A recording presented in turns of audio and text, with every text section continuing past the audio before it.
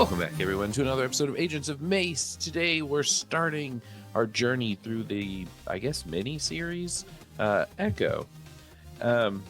Super fun, super exciting. The whole season is out right now, but we're going to go one episode at a time to give you all the good details and insider information that we think is pertinent. And just, what we thought of the episodes.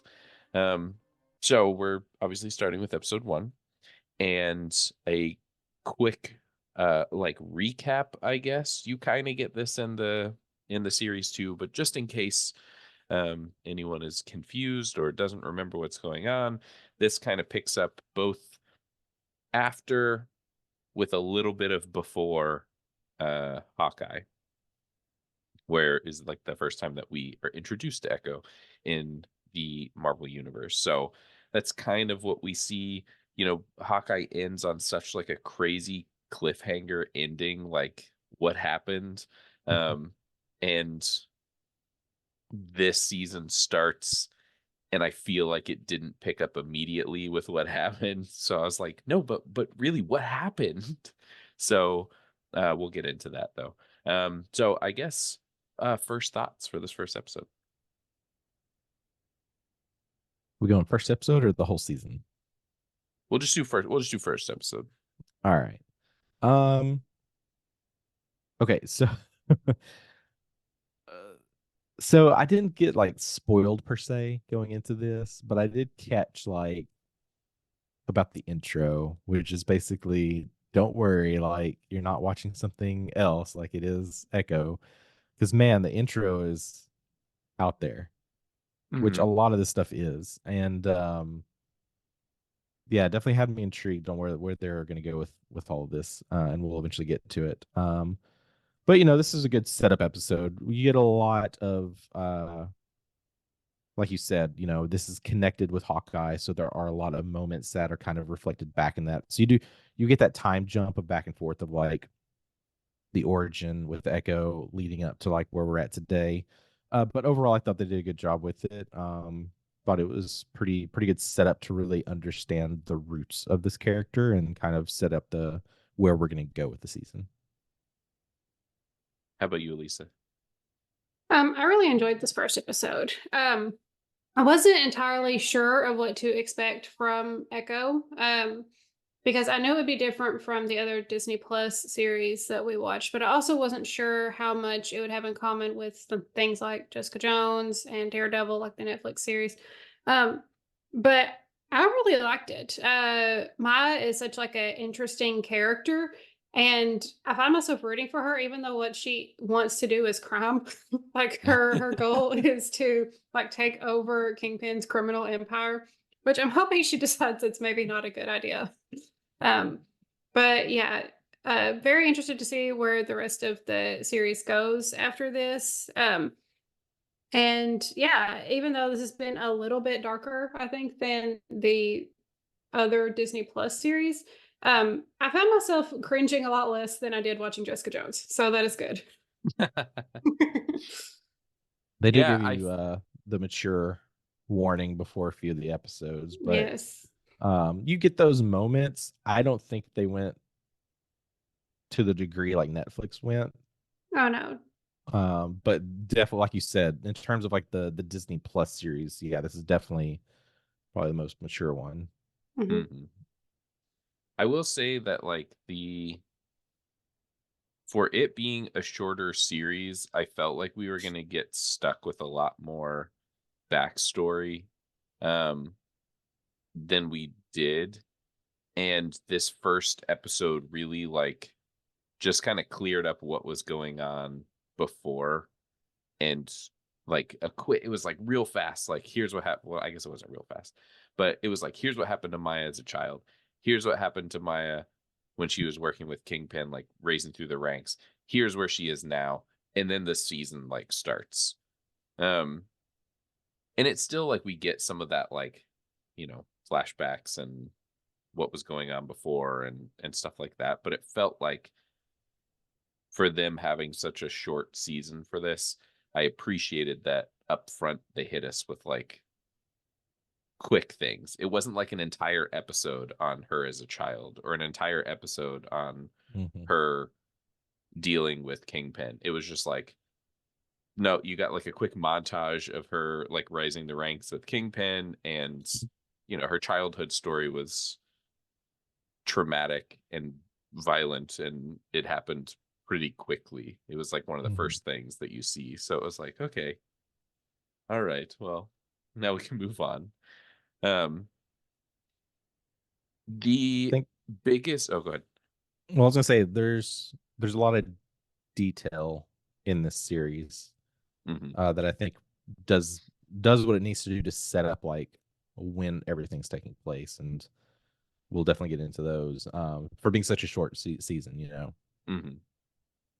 I will say, like, with how much I have enjoyed it, I wish that it was longer. Yeah. Because it feels like they could have fleshed a little bit of this out some more, and not in like a negative way. I don't think there was anything that felt like super rushed or like crammed together, but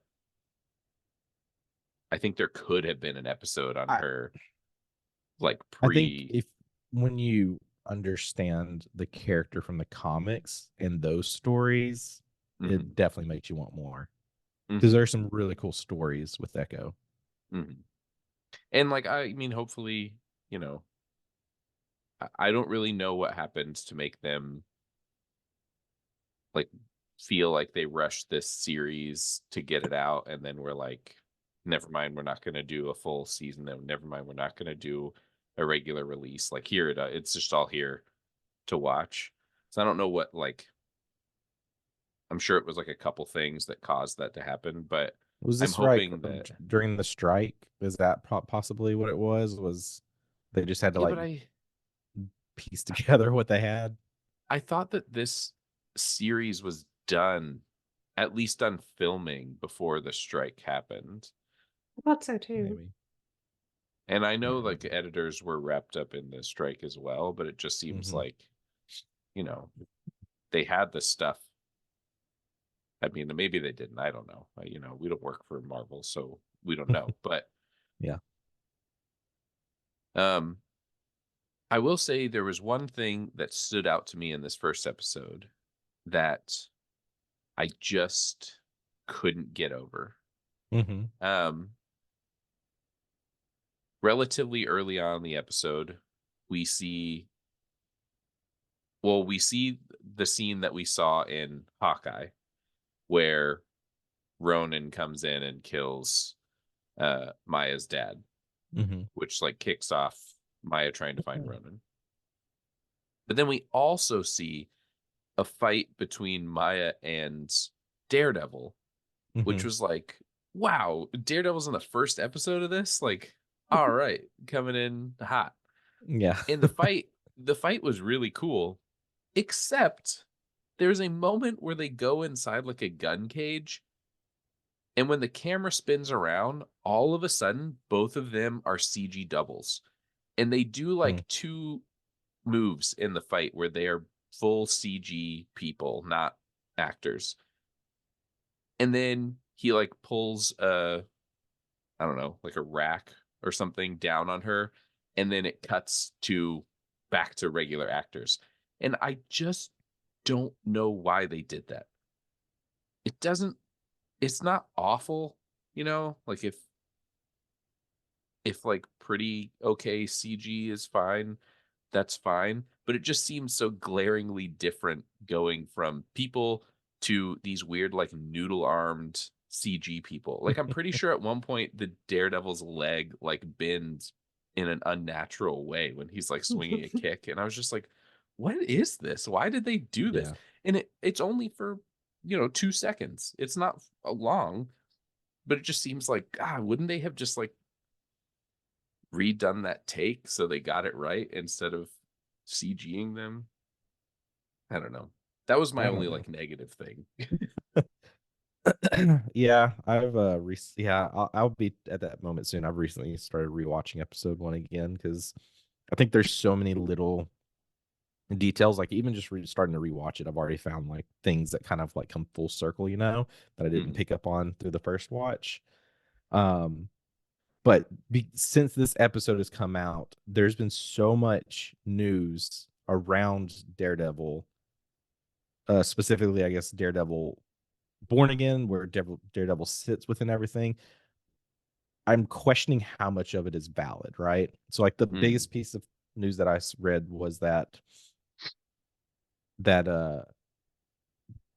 Daredevil. So basically, if I remember correctly, it was Daredevil, Kingpin, and Maya were not blipped. Okay. So this fight, they're saying, was like during the blip. Okay. But I think where we see with Kingpin and his role makes me question of like what was going on during that period. Like what could have they been doing? Because it seems like if Kingpin was around during the blip, like he would have been a little bit of a higher status than he is today, per se. But also, like, the details around this is that when Kingpin gets Maya, it's before Iron Man's create. Like Tony becomes Iron Man. So it's like Kingpin's been around through all of the MCU. Right. What's he? So I just want to know, like, I'd rather have this been extended to see like what they were doing during the blip, to know, like, to get more of the role of like where Daredevil's at, what's his connection with Kingpin, like how what's been going on there, and how kind of Right. Maya fits into that more. I mean, especially because like if they were going to say that they were here during the blip and maybe the scene, like maybe Hawkeye happened before the blip, then I could buy it. Like, Yeah. so basically what we see, for any of you who don't remember, Hawkeye ends with Maya like stopping Kingpin in an alley and then pointing a gun at his face. And then we hear the gunshot, but we don't see what happened. So in this episode, we learn that she did shoot him in the head, but he survived that. And so it's like, okay, like if this happened during the blip, that could explain why he's not a higher status than he is now, because he was recovering from a Is gunshot wound to the recovering. face. Yeah. But yeah, it happening after the blip, it's like, well, how fast is he gonna heal from this? And to your point, like, does he have a high standing, or are we supposed to believe that the original Daredevil show happened during the blip, maybe? And so, like, if none of them got blipped, then that's why all that happened, and they're not going to explain it because they're like, yeah, all that happened during the 5 years that everyone was gone. And it's like, oh, okay, maybe, I don't know. I mean, I think that's fine, but there could be Yeah. more. Yeah, and we know that Hawkeye took place after the blip because like Clint had his kids back and all that sort of stuff. Like it Right. was after where they kept flashing back to when he was Ronin. So yeah, like Maya could have definitely been working with Kingpin during the blip if none of them got snapped. Right. But yeah, there's no way that this is set during the blip. This is definitely after. And also, how do you get shot in the head through the eye and live? How? Comics. Yeah. Yeah, now we have like comic accurate Kingpin. He can just tank literally anything and he's fine. So does that okay? Since I don't know much about Kingpin, does he actually have powers or is he just huge? No, Is he's this just thing huge. being huge? Yeah, he's it's just a just the big fact guy. that he's just like he's got insane human strength, basically. It's not like cosmic strength or anything. It's just like he's just that built. He's just real meaty and big. Because in the comics, right, it's like both of his eyes or something, right? I think the bandages covered like all of his face. Yeah. And in which didn't okay, now I gotta circle back. Didn't in Ben Affleck's Daredevil, didn't Kingpin have an eye patch in that movie? I can't remember. I thought he did. I don't think so. I never watched that one. I wasn't a big enough Evanescence fan. Oh, well, we have to do a throwback. We've got to. Well, yeah, we'll have to do that before we We've start got to the do that this series. year. Oh It's my the movie that goodness. created Bennifer 1.0. All right. This is Michael Clark. Yeah. Yeah, no, Michael he Clark doesn't Duncan. have one. Okay. I thought for some reason he had like an eye patch in that movie, but maybe not. Yeah, that's a crazy movie. I just remember that I always remember the scene where Bullseye's on the plane and he flicks the Skittle into the lady who's snoring's mouth so she chokes to death. It's like, wow, okay. Um so in this episode we see sort of like we see Maya's childhood, and we see sort of her rising the ranks in Kingpin's organization. And then we see like the current time, and it's like the aftermath of her shooting Kingpin. So she's run away from New York. She's going back to her hometown in Oklahoma, and it's weird because like some of the people seem like excited that she's back, but then most of them kind of seem like, why are you here? Mm-hmm. Like you shouldn't be here. Um I don't know what I'm trying to pretend like I hadn't seen all of the episodes. So like in this episode, you you get the feeling that like something sketchy is going down in this town, right? But they don't want Maya there because she joined the life of crime. But it's like, well, you all don't really seem like you're on the up and up, if I'm being honest. So Yeah. it's a strange feeling. And I don't know if they're just like, we know the Kingpin, so we don't want you to bring him Mm-hmm. here, or I don't know. Well, it's like it's more so Fisk, the business owner, right? Hmm. His name's everywhere. See, like I want to see some Kingpin now, just like in this world to understand like how far, like who all knows about Fisk, right? Like what Hmm. businesses is he running? What are they doing? I think that would be cool. Yeah, I feel like that's what it's got to be. Is like they know, you know, with her dad and his association with Fisk, and then you know, Maya's basically, right under the wing of Fisk. Like she calls him Right. uncle. So like I feel like Right. that's got to be like it, right? Like they're fearful. Maybe they know Right. they're doing shady stuff, but like they know what Fisk is capable of. Maybe. Yeah, yeah. And I mean, I guess if all of this is supposed, again, it goes back to like what do the people of this Yeah, I universe mean, it's know like about him? near the beginning of the episode, she's getting in trouble with the cops, and he just rolls up and like they're trying to stop him, and he just walks straight up and like takes her away, and you just hear the cops like, "Do you know who that is? Do you know who that is?" Right. Yeah. Yeah. Well, and they have a weird relationship too. I mean, Mm-hmm.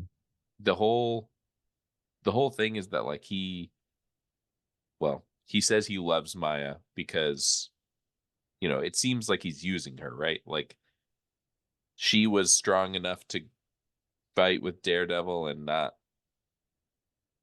like completely get knocked out or Mm-hmm. die, which they make it seem like Daredevil kills a bunch of people, which was interesting.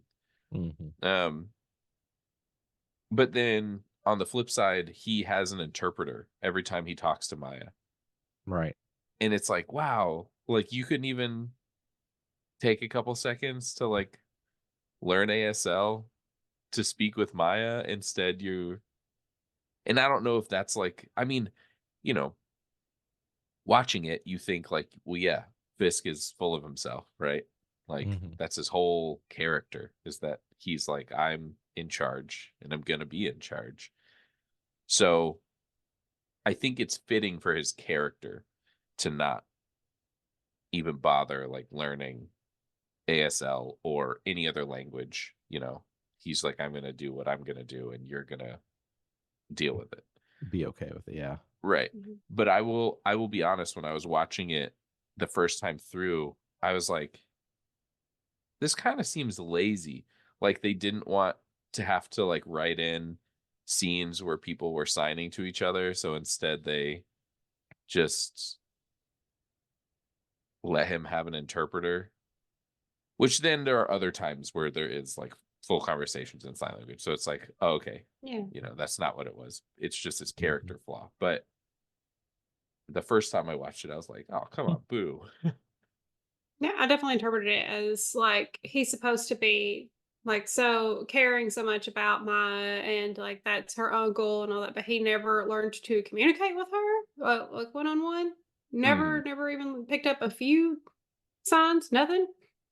Like, yeah, so every time like that, obviously got as if he hadn't done enough, that got Kingpin on my bad side. And everybody who was a jerk to her in like all these different ways. You've got the guy who uh like grabs her whenever he's supposed to be checking her for guns and things, and she rightfully kicks his butt. And you've got people who are kind of like jerks to her just because she's deaf. Like, come on, Mhm. get your lives together. It's I think that we're in a place where like Daredevil could be the next, not Daredevil. Kingpin could be the next of those like really good villains that you just like really hate because you're like, wow, he's just a terrible person. But it's also like for the story, it's so intriguing, and he's like a good villain for the story. You know what I mean? Like I feel like sometimes we get villains that are like, okay, yeah, yeah, cool. You're a bad guy. I get it. Like, what's the guy in Ant-Man in the first? We lost your audio. Can you hear me now? We can hear you now. Okay. Um, it it feels like in the first Ant-Man, Yellow Jacket's whole Mhm. story is just like, boo, I don't care. Like this is the lamest supervillain. Like let's hurry up and beat him and get to like a good supervillain. Thanos, good supervillain, right? The whole time you're like, wow, this guy's terrible, and I see why he's scary. He's a good villain in a movie. And I Mhm. feel like we're getting that with Kingpin. I mean, he was already really great. Vincent D'Onofrio's Kingpin was amazing in the Daredevil series. Oh, So, to me, like if you just see this actor, like he's Kingpin. Like, right. So now we're getting him again, but like they're leaning even more into him being like a comic book character villain. And it's like, mhm. yes, like now he's reached his like full potential. Yeah. So Oh, if and you're listening, like Marvel the execs. white suit version Kingpin is just like Mm-hmm. spot on. Mm. Just what I remember from like Spider-Man series, animated series. Right. Yeah. Yeah. Give us the Kingpin show. Yeah, That would be great. please. Um, well, I think overall I really enjoyed episode 1. I think it was a good way to start. It really like laid the foundation for a story moving forward. Yeah. Um, Let's talk about the intro real quick. Like what are y'all's takes on that? Like, we're kind of set up to like go through Echo's, ancestors. And this kind of travels through time of what we see, but like who do like I don't know, this is supposed to be like the first Choctaw, but they seem they're not human. mhm. Like what do you think they are? Like what do you think this is supposed to be or setting up? So I will be honest. Um, in the first episode, I feel like I didn't really even think about it. In the Mm-hmm. second episode, the way that it starts made me like, oh, hold on, what's going on here? Is this like a character? And I'll admit, like, I don't I know who Echo is. I haven't read like a bunch of Echo comics, so I don't know Echo's whole story. My initial thought was like, hold on, are we like pulling in Kahori and that storyline from What If? Because Mm-hmm. I was like, I don't know what's going on here, but there definitely seems to be some sort of like inhuman uh what are those I Like can't think of what they're called. Eternals. Yeah, Eternals, like Yeah. cosmic vibe going on. And it's weird because it's like, where how does this fit in here? Um so, I think that's where I landed with it was that like, oh, are we trying to pull that Kahori storyline in? Even though I'm pretty sure when we talked about that series, that isn't Kahori was like a character that was made specifically for What If. Yeah. Yeah. Yeah, and she's part of the Mohawk Nation and they're Mm-hmm. Choctaw. Hmm. Yeah. So kind of different. I had assumed that the people in the intro were like spirit beings. I didn't think about them being like, mutants or aliens or Mhm. anything like that. And I also didn't know how much, like, I watched that video that talked about how closely they worked with Mohawk Nation, not the Mohawk Nation, but the Choctaw Nation, Choctaw Nation. in creating this episode, or with Mohawks on the What If episode. And so I was wondering if they were pulling from like actual, like, Choctaw creation stories. So I didn't know if this was a really close representation of that, or if this is something new that they've created, or it's a little bit of a mix of both. But it does seem like, regardless of any of that, these are Ma's ancestors. Mm-hmm. No, that's Is it valid points and yeah. questions. I would say, listeners, if anyone has a reliable source, let us know so we can read into it. Yeah, definitely. I I really like I think and this is part of the reason that I like this series so much, like how much stuff they did include. Mm-hmm. And this whole part of the storyline, like her ancestors and stuff, was so cool to see in the show, even though for like the majority of the time, whenever it happened, I was like, oh, cool, like another ancestor part. I had no idea what the connection was. Right. I was like, Right. I don't know. I didn't think that Echo had powers. I thought she was just super strong because she trained a lot. I didn't, so the whole time I was like, what is going on? Like, what is the healing hand? Mm-hmm. I don't know what's happening, but this is cool. uh, so it'll be fun to dive a little bit more into that with some of these future episodes. Yep. Were there any other talking points you guys had? Did we miss anything?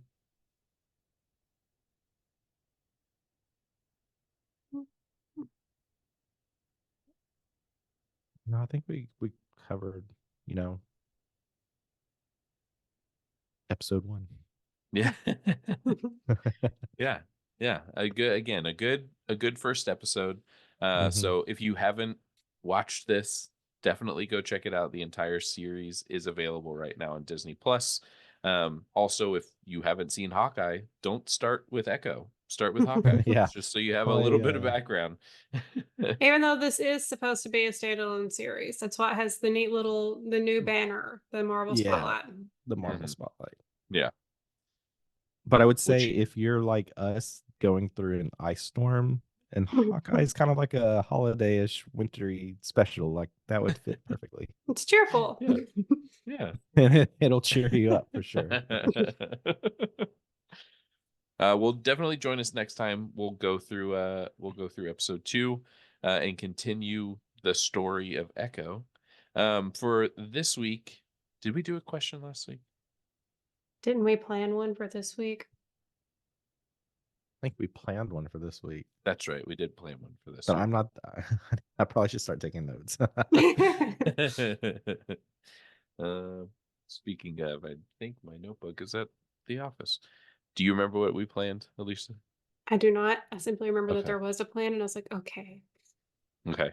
We'll how about we'll bump that one to next week because I can't remember what it was either. But I'll get my notebook tomorrow. Or I guess in 2 weeks. Anyway, so this week's question will be, what version of Kingpin that we've seen so far do you like the most? It could be live action, it could be comic, it could be Kingpin from Spider-Verse, like Spider-Verse, yeah. So tell us what your favorite version of Kingpin that we've had so far is. We'll give you our answers next week, and we'll have a good question for you next week too. So thank you all for listening, and we'll see you next time. Bye.